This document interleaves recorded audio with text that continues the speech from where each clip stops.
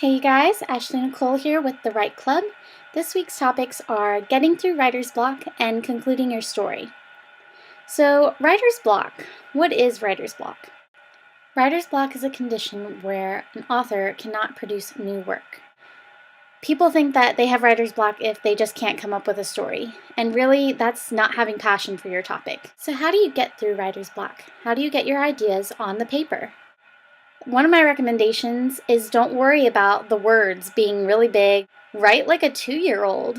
Write, she walked to store, because then you're at least mapping it out. Then you can go back and actually write what's going on. Go back to your inspiration. If you go back to your inspiration, you might find out what it was that you were going to write about.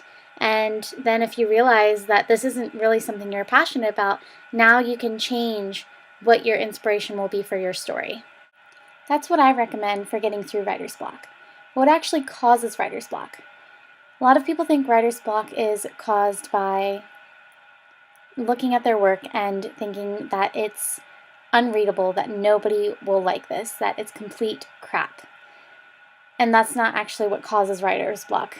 That is just not liking your work.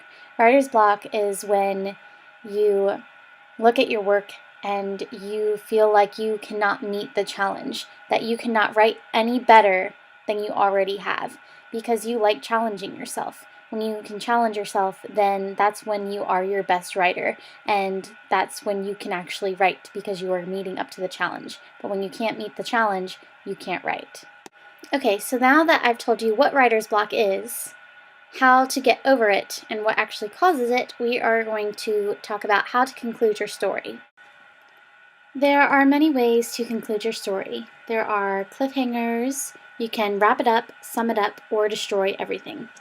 A cliffhanger is when you give an event that happens and let the reader decide what happens after that main event. Another way is wrap it up. Tell the reader everything that happens at the end, what happens after the story is over. And then there is sum it up. Just basically tell them everything that happens on the main points, where you don't need to include the really tiny things and the insignificant characters. And then there is destroy everything.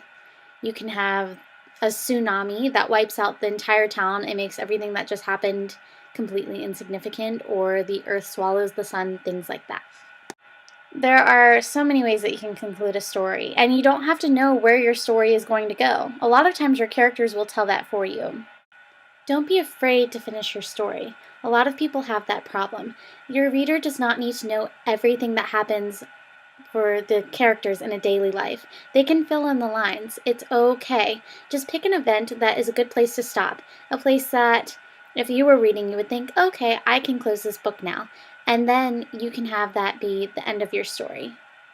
So that's how you get through writer's block and how you conclude your story. Bye, guys. My current word count is 35,676. Thanks for watching. See you next week.